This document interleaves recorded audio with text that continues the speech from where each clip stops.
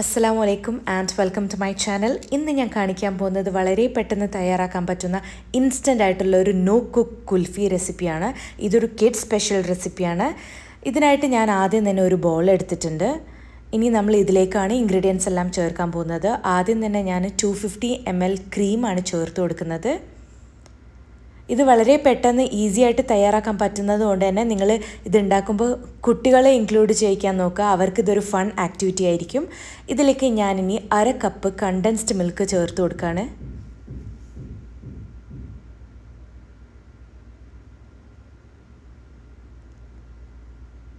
ക്രീമും കണ്ടൻസ്ഡ് മിൽക്കും ചേർത്ത് കഴിഞ്ഞു. ഇനി നമ്മൾ ചേർക്കാൻ പോകുന്നത് 1/2 കപ്പ് പാൽപ്പൊടിയാണ്, മിൽക്ക് പൗഡർ.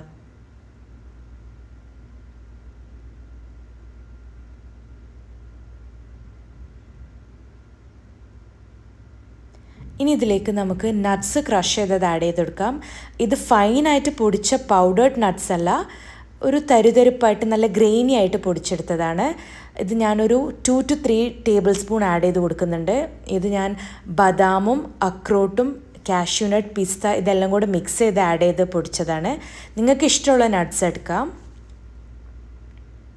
ഇതൊരു 2 to 3 ടേബിൾ സ്പൂണാണ് നമ്മൾ ചേർത്ത് കൊടുക്കേണ്ടത്.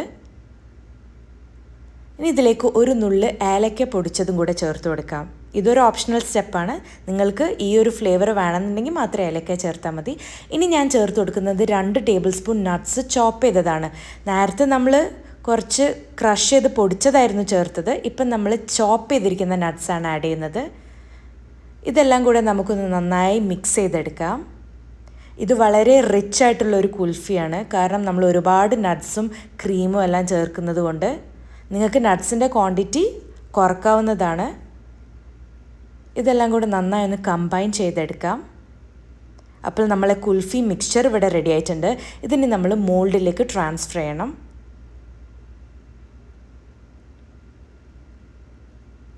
ഈ ഒരു സൈസ് കുൽഫി മോൾഡിൽ നമുക്ക് 6 കുൽഫീസ് കിട്ടും, 6 എണ്ണം കിട്ടും.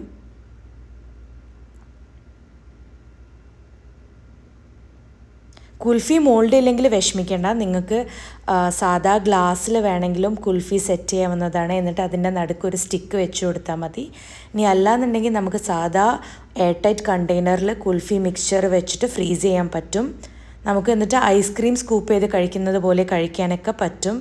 മോൾഡില്ല എന്ന് കരുതി ആരും കുൽഫി ട്രൈ ചെയ്യാതിരിക്കരുത്.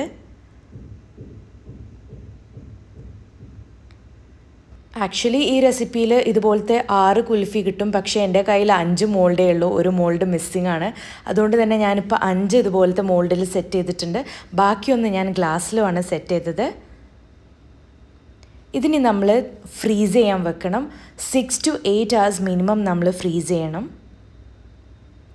അപ്പോൾ ഞാൻ 8 hours കഴിഞ്ഞ് പുറത്തെടുത്തിട്ടുണ്ട്. നമ്മൾ നല്ല ക്രീമി കുൽഫി ഇവിടെ നല്ല സെറ്റായി വന്നിട്ടുണ്ട്. ഇത് വളരെ ടേസ്റ്റിയാണ്, മെൽറ്റ് ഇൻ മൗത്താണ്, നല്ല റിച്ച് ഫ്ലേവേഴ്സാണ്. കാരണം ക്രീമും നട്ട്സും എല്ലാം ചേർക്കുന്നത് കൊണ്ട് തന്നെ വളരെ റിച്ച് ആൻഡ് ഹെവി ഫ്ലേവേഴ്സാണ്. നല്ല പാകത്തിന് മധുരമാണ്.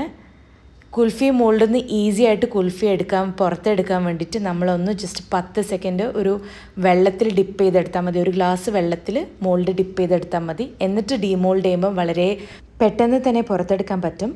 നിങ്ങളെല്ലാവരും ഈ റെസിപ്പി ട്രൈ ചെയ്ത് തന്നെ ഫീഡ്ബാക്ക് അറിയിക്കണം. നിങ്ങൾക്ക് ഇഷ്ടപ്പെടുമെന്നുള്ള കാര്യം ഉറപ്പാണ്. Thank you for watching.